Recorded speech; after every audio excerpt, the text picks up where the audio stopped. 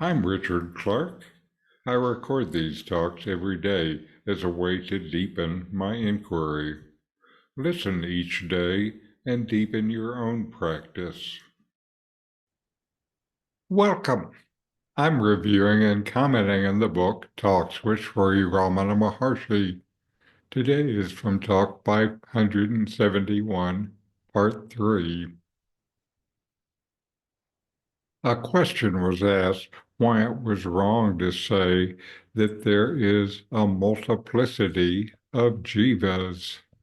Jivas are certainly many, for a jiva is only the ego and the forms of the reflected light of the self. Multiplicity of cells may be wrong, but not of jivas. Maharshi, Jiva is called so because he sees the world. A dreamer sees many jivas in a dream, but all of them are not real. The dreamer alone exists, and he sees all. So it is with the individual in the world. There is the creed of only one self, which is also called the creed of only one jiva. It says that the jiva is the only one who sees the whole world and the jivas therein. Questioner, then jiva means the self here? Maharshi, so it is. But the self is not a seer. But here he is said to see the world. So he is differentiated as the Jiva. In this dialogue, a questioner asks why it's incorrect to say that there is a multiplicity of Jivas or individual beings.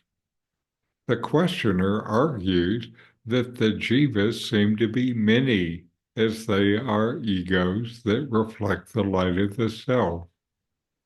Sri Ramana Maharshi's response focuses on clarifying the distinction between the ego, the jiva, and the self, and the illusory nature of multiplicity. Ramana begins by explaining that a jiva, or individual being, is so called because it perceives the world and it is different from themselves. This perception, however, arises from the ego, not the true self. To illustrate this, he compares the situation to a dream. In a dream, the dreamer perceives many other beings and experiences a multitude of interactions. Yet, upon waking, it becomes clear that none of these beings were real. Only the dreamer existed, creating and perceiving the entire dream world.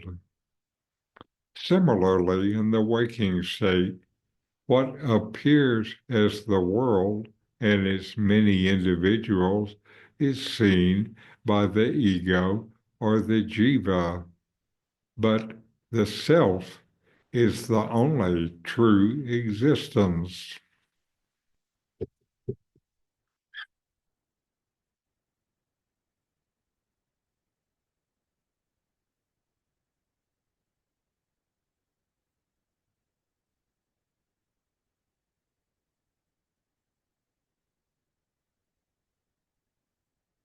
Ramana then introduces the teaching of the creed of only one self, which is sometimes called the creed of only one jiva. This teaching asserts that the self alone exists and the experience of the world and other jivas is a projection or a reflection within consciousness.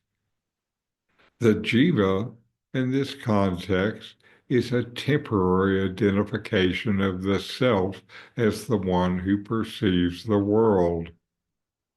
While the self is pure, unchanging awareness, the jiva is differentiated by its role as a perceiver, which arises due to ignorance and identification with the ego.